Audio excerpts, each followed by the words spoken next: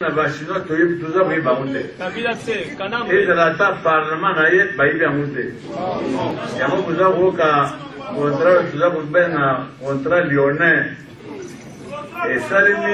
esalemi dans l'intérêt ya baindividu pas l'intérêt ya mboka wana nde mabe bandeko na biso wana bachinois baza kosala epai mosusu à cause de faute na biso trop de faveurs dans bango, par exemple, cette fille dans vendeur de cacahuètes. Par exemple, vous n'êtes pas dans bango, vous avez cacahuètes, c'est pas dans biso. Vous avez un bédier ou ça fait que maman na biso, les seuls qui balaissent dans le boca, c'est pour eux, comment ils sont chômeurs à cause de la bande chinois. Vous allez contre la bambouté, mais on a des faiblesses à Moka. Parce que les années où tu peux voir, ils ont une jungle, ils ont étaté. Ils ont été pas dans le côté, ils ont une jungle. Ils ont plus fort à y pour ça, oui, c'est ça que nous regrettons beaucoup, mais nous sommes pour que Baya Nambo va investir par le Kamisara, on a et un abisso à l'Ampusara. Le problème de l'éducation est parmi les problèmes prioritaires. Non seulement valoriser l'enseignement, mais construire beaucoup d'écoles. Écoles, les appels que vous avez, quand vous avez flamand, il n'y a rien qui est fait malgré de beaux discours. Deuxième domaine de la santé.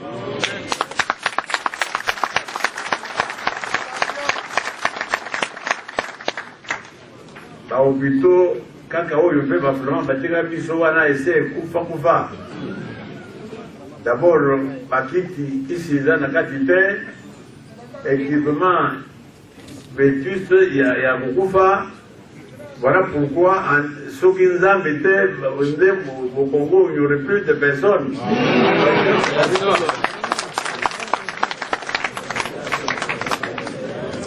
Donc, nous occuperons beaucoup de la problème de la santé. Nous nous occuperons du bien-être du Congolais par la politique, il y a maïs, il y a courant. C'est ça qui fait le bonheur d'un citoyen. Quand il a au moins son azima, il y a bien, c'est tout courant. Je crois que c'est là que commence le bonheur. Au moins, la priorité, la biso, Tokobanda, la programme, la biso, Tokobanda, Nandingiwa.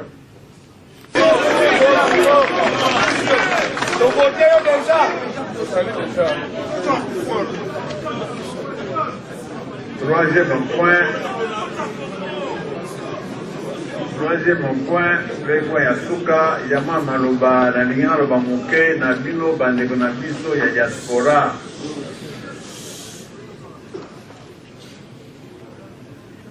Ya Liboso, c'est tout à fait anormal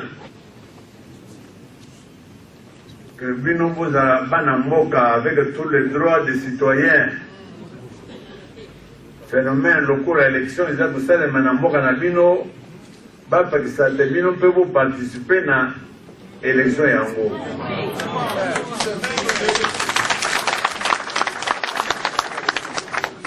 Alors que les ambassades ont un prolongement à Yamboka. Pour lelo na awaboye ambassade ya Congo ezali mabele ya Congo.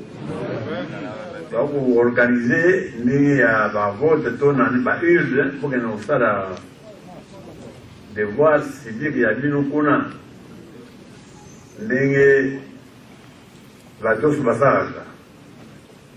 Mais avec nos dictatures, beaucoup de parce que que normalement la diaspora est ennemi ya régime yango mpona mabe oyo basalaka na mboka.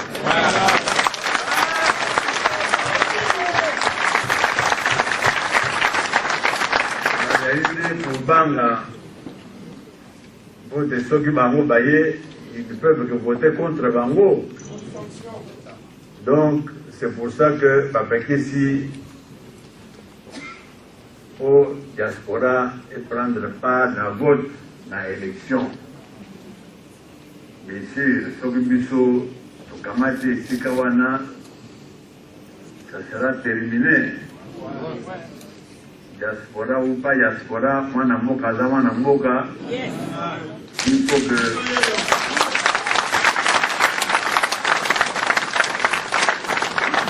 Il faut que toutes les dispositions se pour participer au vote.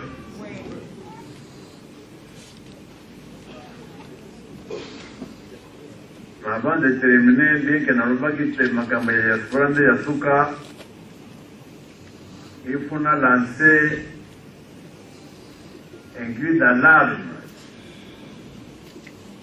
Wana bote nabino na bandeko na biso oyo esika bofandi bosala pression nyonso ekoki bote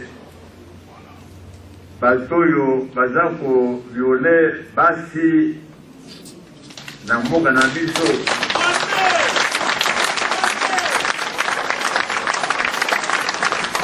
Bote bato oyo baza koboma bato tobusana te makambo ya Kibeya na Tungulu.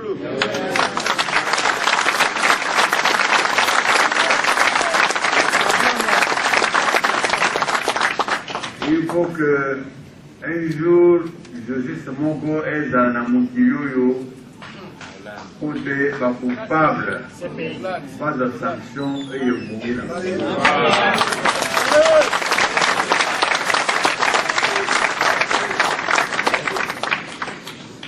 Voilà, mama lo banazaki nango.